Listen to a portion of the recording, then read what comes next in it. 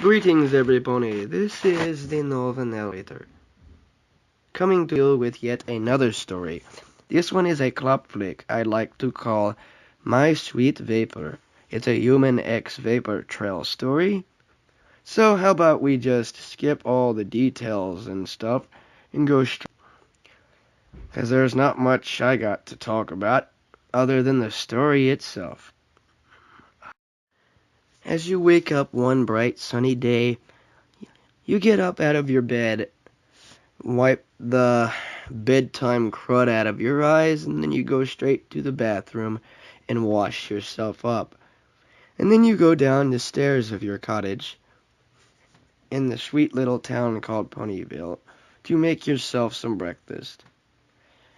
Considering you got an hour before you have to go to work, you wasn't that worried about timing. But when it comes to timing, you are always on time. And your boss wasn't one to complain when you showed up late. Everyone in this town is amazing. It's like there's never any arguments, and it's a lot better than how it was back at your original home. You can still remember that fateful day that alicorn with the motherly-like voice came to you and asked you if you wanted to come to Equestria with her. You sat and debated on it for a little while, but you thought to yourself, why the heck not? So you decided to follow the alicorn and take her up on her offer. But it took a little while for the ponies to get used to you, considering you did look a little different than anything they've ever seen before. But the first few you were introduced to was Princess Celestia Luna, Twilight in the main six. There was even that one occasion you were introduced to Cadence and a few other Pegasi that were in the Wonderbolt's reserves, including this lovely Pegasus mare by the name of Vapor Trail. You didn't really want to admit it to yourself, but deep down inside, you keep thinking you have a thing for her. See, as you finally make your breakfast and get all the other stuff to do with cooking over with, you pour yourself a glass of orange juice and sit down at the table as you enjoy your meal. After you finish, you go back upstairs and make sure your hair is neat and tidy, and make sure you're presentable enough for work. As you go back down the stairs and head out your front door. Yeah, I'm starting to get too far ahead of myself. And then you shut the door behind you and start walking towards the thrift store you work at. And sure enough, your boss was waiting outside for his employees to show up as usual. He wasn't one to start the day without his help. I don't really blame him. I mean, you don't really blame him, considering it's kind of hard to get stuff done when there's only one of you and several things to do. So you thought to yourself, is it even necessary to stand out and wait in front of a workspace like that? You know your workers are going to show up. When you finally greet him at the door, he greets you with a, "Hey, how's your day?" as he always does. And you just sigh contently and say, "Going well so far," as you usually say. And he gives you a cockeyed look, knowing good and well you say the same thing every morning. And then he tells you what you need to do, and then you get on it. A few hours pass into the workday, and it's the lunch hour. For lunch, you had packed an apple, a bottle of soda, and a little bit of cake that Pinkie Pie had made for you. That mare was always a little silly, you thought. But who didn't think Pinkie Pie was silly? It's Pinkie Pie for Celestia's sake, as most ponies put it. So you just sit down and enjoy your lunch. Afterwards, you get back up as your work hour continues. Hours continue, it's plural. As that little Pegasus mare, Vapor Trail, with the undescribably colored mane and the very light greenish blue fur tint, and her beautiful eyes that just look into your soul. Comes in looking for some kind of knick-knack. You sit down at your work desk and greet her like you usually greet customers. "Hey, Vapor," you tell her, and she sighs and tells you, "Do you have a lamp? You sell lamps here?" And you just smile and nod at her as you point over towards a shelf in the far back of the room. She sighs and nods and walks over and grabs one that looks a lot like Discord.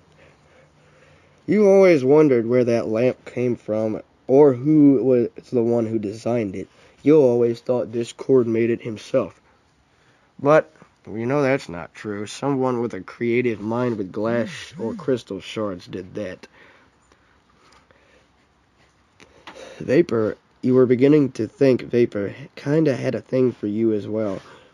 'Cause she was always wanting to show up here and trying to find an excuse to talk to you. So, you didn't really know what to say when she asked you, "You want to go out sometime?" It just kind of made you stutter at the moment. Which really didn't really make sense. And I said "didn't really" twice, didn't I?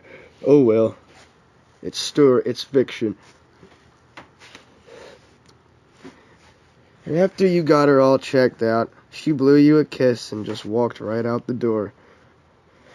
As you blushed profusely at the sight that just befooled your eyes. I think that's how you pronounce it. If not, they should still know what I'm talking about. Before your eyes. That's how it goes. Befalls, yeah, it's basically the same thing. You kind of go out after work and heading towards your cottage to do whatever it is you do when you get home. Because you didn't really care at the moment. You were too busy thinking of Vapor. As you walk into your cottage, you go straight to the kitchen and do your usual routine of making dinner. See, you thought to yourself, what should I have tonight? As it hits you. How about orange slices and a sandwich? As you fix your meal and decide to walk into the living room and watch it in front of the TV, considering you had no family here, why would you need to sit in the kitchen to dine? Because there is no such thing as family time when your family didn't come with you, you thought to yourself. But right before you was getting ready to turn on the television, straight onto the movie you were going to watch, you hear a knock at your front door. Wondering who could this be this late in the evening, you get up to go answer it. Looking through the peephole, you see a little light bluish-green mare with a really exotic-looking mane and beautiful eyes. You open the door and greet her with a, "Hey, Vapor. How are you this evening?" She sighs and says, "I'm doing fine." As she asks if she can come in, you kindly motion her to come in, inviting her into your house. As she decides to look around a little bit to kind of get an eye feel for the place, or whatever they call it, eye load or something. Yeah, let's just go with that. As she sighs contently and says, "You're a lot neater than most guys I've met. Considering most of your knickknacks are actually on the shelves." You just laugh at the thought of what she just said, thinking, how can stallions be that careless? Sensing that you are actually laughing at her statement, she decides to share in the laughter. Laughing slightly too. You ask her to take a seat on the couch and make herself at home. And then you proceed to ask her if she would like any refreshments, like, can I get you some tea or something? She sighs contently and says, yeah, maybe a glass of tea would be nice. So you walk into the kitchen to grab her a glass. When you walk back, she's sitting on the couch looking as cute as possible, swishing her tail back and forth as she's examining the movie case of the movie you were going to watch before she kind of interrupted it. As she looks back up at you and says, Fly Hard 3? It's a good movie. And you look back up at her smiling and say, yes, it is. I just wish the director would go more into details on what actually happened in the battle. So you decide you might as well put it in anyway. You were going to watch it with yourself, so at least it's better to have someone to watch it with. As you sit down beside her, handing her her cup of tea, she gracefully takes it in her four hoofs and takes a sip. And says it's good. Looks back up at you, smiling, and says it's good. You just smile back and give a slight giggle, winking at her. She didn't really understand the wink. It made her blush slightly as she proceeded to giggle as well. But Fly Hard 3, always. This was the unrated version. But you didn't know that. I think Vapor knew it. I think that's why she wanted to watch it with you. To kind of start a more physical conversation. As you proceed to put the movie in, you press play. As it starts off in the dang, whatever it is, previews or something. And it starts to show a preview of some love story between this mare and this black stallion. And even the previews were pretty graphic, considering one of the first previews was quite a sex scene. They had quite a lot of moaning. I don't know, but Vapor was quite enjoying it. Because her blush just made her face look more redder and redder. She was beginning to look like she was sick or something. You look back up at her and say, Vapor, are you okay? She stutters slightly, kind of embarrassed at the fact that you caught her. As she mumbles, yes, I am. As she bats her tail around the back of your neck, wrapping it around it. You feel her tail graze the back of your head. And you look up at her, cocking one eyebrow, wondering what she's doing. Obviously, she was planning something when she showed up here, or else she wouldn't be acting this desperate for attention. Just then, the movie starts. See, with the captain yelling at the new recruits, as captains do, like, privates, do you hear drop and give me 20 and whatnot. Yeah, you know all that stuff. Flight school is just like the military. You either learn or fall. Or should I say fail? Because failing and falling basically fall under the same division as for Pegasi. And Vapor knew that. She stretched her hooves out as her wings stretched out as her left wing brushes against your soft member, causing your soldier to stand in attention slightly, and a deep blush to befoul your face. Vapor clearly notices your red face, considering it made her twice as red as she already was. It kind of made her giggle slightly, not knowing what she did, but she sort of understood it. But not to the slightest. More like in between not knowing and actually knowing. As she proceeds to do it again, causing your member to rise a little further up. As she starts to see the slight bulge, you proceed to run your hands down her back. getting a nice purr out of her, which kind of sounded cute. And you start to scratch behind her ears as she starts to coo and purr softly, which caused you to giggle slightly. And just then she swishes her tail out of the way and pounces on you. And before you knew it, you both were on the floor with her on top of you, in a deep, passionate kiss, the mare trying her best to push her tongue into your lips. You grant her tongue access, opening your mouth slightly so she can get her tongue in, as you proceed to do the same to her as she jumps and shivers slightly as your tongues dance in a foray of passion and bliss. As you break the kiss, a thin strand of saliva still connecting you two, she looks back at you and says, "Wow," as her wings are fully spread out with a deep red blush on her face and her ears folded back in the clear exertion of lust. I think that's how you would say it. Exertion. At least that's what I'm going with.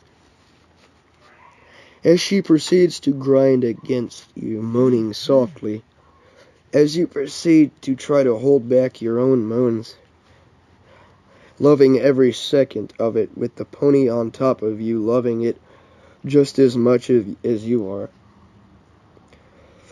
See, you push her off slightly for one and hold up one finger, indicating give me a second. She nods as you proceed to strip off down to your boxers. But she wasn't waiting any longer, as she proceeds to grab your boxers with her teeth and pull them down. As she finally gets them off, she tosses them across the room as they hit the wall, and then she pounces back onto you, her slit pressed up against your member, as she passionately kisses you in another deep, passionate, open-mouth kiss, as you begin to run your hands through the feathers of her wings, causing her to moan slightly.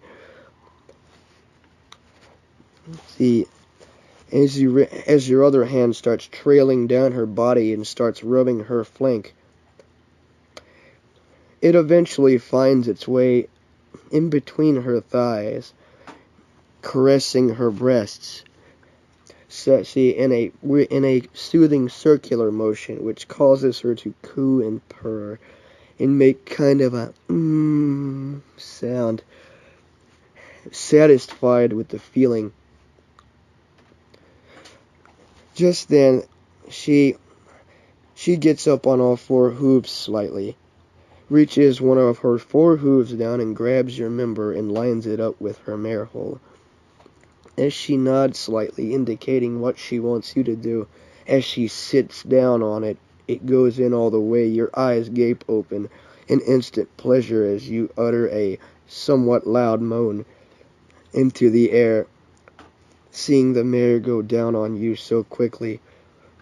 Just then she starts rocking up and down on it, making a wet slap every time it goes down, causing you to moan even louder as her moans start synchronizing with yours, creating a lustful, passionate, music-based moaning output. Yeah, let's just go with that.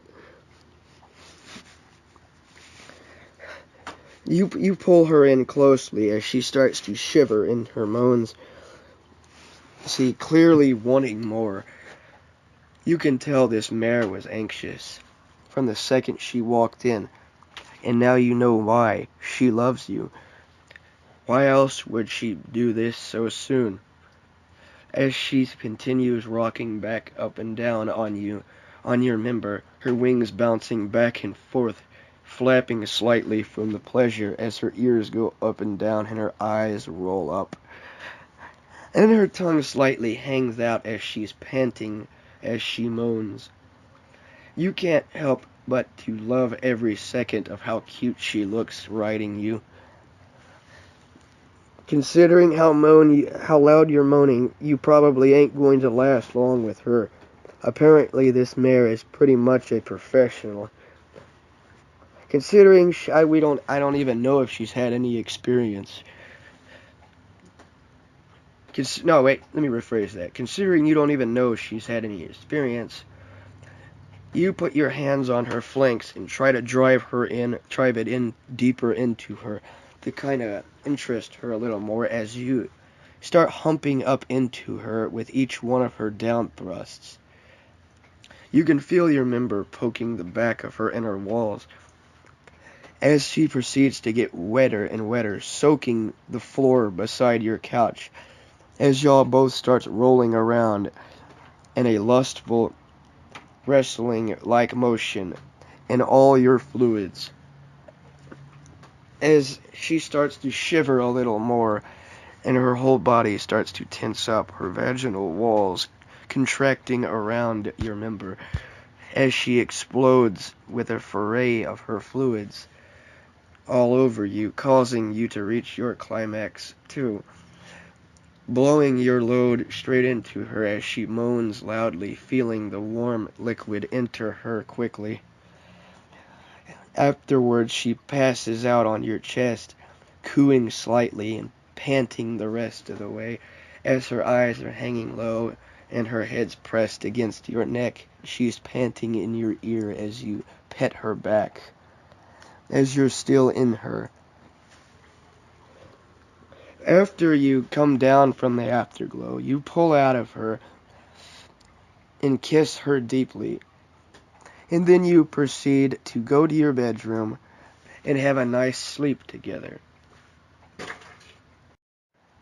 As you go up to your room carrying the lustful mare in your arms, you pull down your blankets and set her down right beside the place you're going to lay. And as soon as you lay down and get under the covers, she wraps her hooves around you and cuddles you in a very deep, passionate way as she buries her muzzle into your neck.